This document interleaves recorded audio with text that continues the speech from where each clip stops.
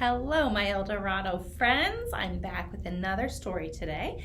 And I am sharing one. It doesn't quite connect to all of our other read alouds, but I'm sharing it today because it's just a book that I really love making connections to when I think about family and favorite places and all those things that we're just kind of grateful for as we grow up.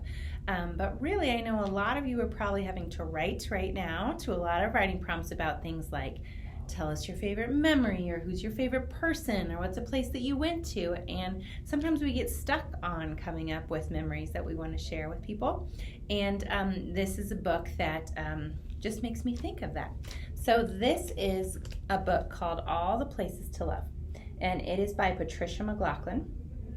I'll tell you what, this book reminds me a lot when we think about making connections.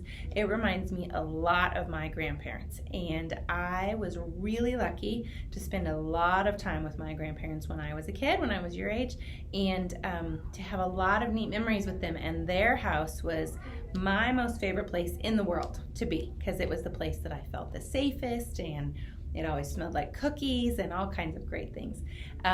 So this book really reminds me of that, and it helps me think of things when I have to think about tell me a story, or when I'm doing that narrative writing of stories that I could tell from being with my grandparents or being at their house.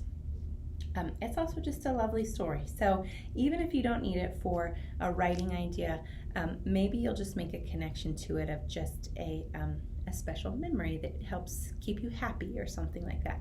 So I'm going to read today To All the Places to Love.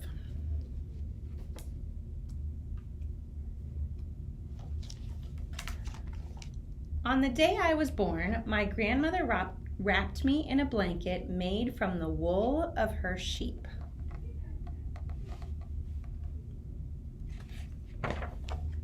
She held me up in the open window so that what I heard first was the wind. What I saw first were all the places to love.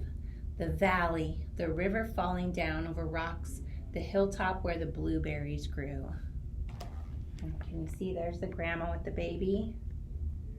And the way they're describing it, I feel like Grandma and Grandpa must live on a farm, right? With the valley and a river and where blueberries grow. Now, my grandparents didn't live on a farm, but still a favorite place to be. My grandfather was painting the barn, and when he saw me, he cried. He carved my name, Eli, on a rafter beside his name and grandmother's name and the names of my papa and mama. See if you can see those. That's pretty cool, right? To have all your names like that. Maybe you have that at your house, like handprints where you write all your names, or a special place in the basement where you've written those names on the wall or kept track of how tall you are. Mama carried me on her shoulders before I could walk. Through the meadows and hayfields, the cows watched us and the sheep scattered. The dogs ran ahead looking back with sly smiles. When the grass was high, only their tails showed. Oh, that looks like a fun place to visit. So peaceful. When I was older, Papa and I plowed the fields. Where else is soil so sweet, he said. I wonder what he grows. What do you think? Once, Papa and I lay down in the field holding hands, and the birds surrounded us. Raucous black grackles, redwings, crows in the dirt that swaggered like pirates. When we left, Papa put a handful of dirt in his pocket. I did too. Do you ever do those things? You do them because your mom or dad or grandma or grandpa do it. I also am interested because this used the word raucous black grackles, and I don't know what a grackle is. But as a reader, when I'm looking through, it says raucous black grackles, redwings, and crows. So I'm trying to infer that it's a kind of bird. My grandmother loved the river best of all the places to love. That sound like a whisper, she said, gathering in pools where trout flashed like jewels in the sunlight. Grandmother sailed little bark boats downriver to me with messages. I love you, Eli, one said. Doesn't that look nice? It makes me think of a connection to all of you being at lunch with you this week. All the notes your family members are leaving you in your lunch boxes because they miss you and want you to know they love you. We jumped from rock to rock to rock, across the river to where the woods began, where bunchberry grew under the pine needle path and trillium bloomed. Under the beech tree was a soft, rounded bed where a deer had slept. The bed was warm when I touched it. Ooh, do you think a deer was there? Look at that. Now, if you're like my family, this summer we have been outside a lot because of not being able to go everywhere. And so we have taken so many hikes. We went to Yellowstone, to Aspen, and we spent time in a lot of places like this. And now there's some of the places that I love that I would love to write about. When spring rains came and the meadow turned to marsh, cattails stood like guards and killdeers called. Ducks nested by marsh marigolds, and the old turtle, his shell all worn, no matter how slow, still surprised me. Look at the turtle.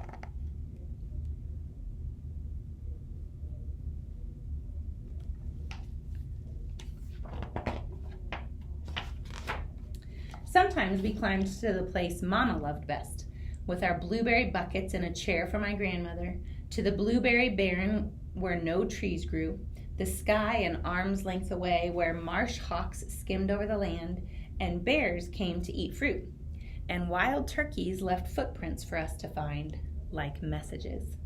Where else, said my mama, can I see the sunrise on one side and the sun set on the other? Ooh, doesn't that sound pretty? That's the place Mama loves best. So if Mama was writing, I bet she would write about that. My grandfather's barn is sweet smelling and dark and cool. Leather harnesses hang like paintings against old wood, and hay dust floats like gold in the air. Grandfather once lived in the city, and once he lived by the sea. But the barn is the place he loves most. Where else, he says, can the soft sound of cows chewing make all the difference in the world? Now, I really have a connection to this because my grandpa grew up on a farm. My grandpa was a pilot. See, I got earrings for him today. But he grew up on a farm in Kansas, and when I was a grown-up, he and I drove to that farm, and he showed me the barn, and there were puppies there and lots of dogs. And his barn looked a lot like the one here that I see on the picture. Not as much land, but it had a silo and a barn, and I think my grandpa always talked about growing up on the farm and what it taught him. So I could really write about that moment with my grandpa at the barn. That would be a great story to tell of the places I love the most. Today we wait, sitting on a wooden slat, him sitting on a wooden slat chair and me on the hay, until much later my grandmother holds up a small bundle in the open window, wrapped in a blanket made from the wool of her sheep, and my grandfather cries. Oh, what do you think they're waiting for? I think it's a new baby. Here's another thing. When I had my babies, my grandfather was there. He got to see and be there in that moment too. So there's another story I could tell. Together we carved the name Sylvie in the rafter, besides the names of grandmother and grandfather, and my mama and papa, and me. My sister is born. Ah, Sylvie.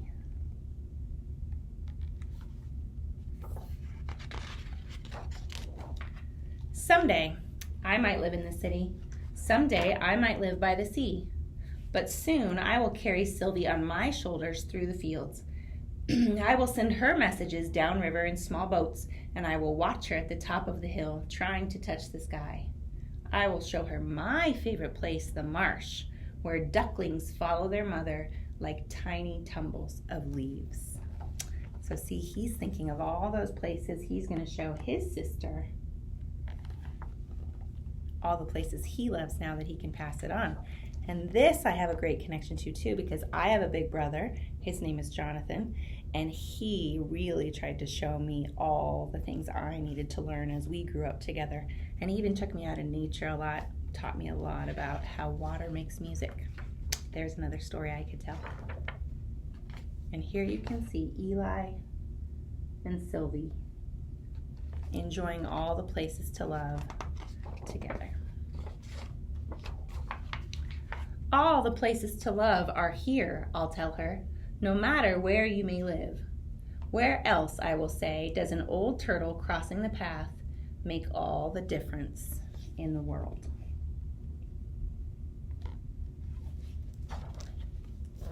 Isn't that a sweet story? I just really love it. I hope it makes you think of some places that you think make all the difference in the world. Some people in your lives you could write about, some places you've been to, all those special memories that don't take a lot. It's just being out and having that together. And I hope that helps you think of some of those things today. Have a great day.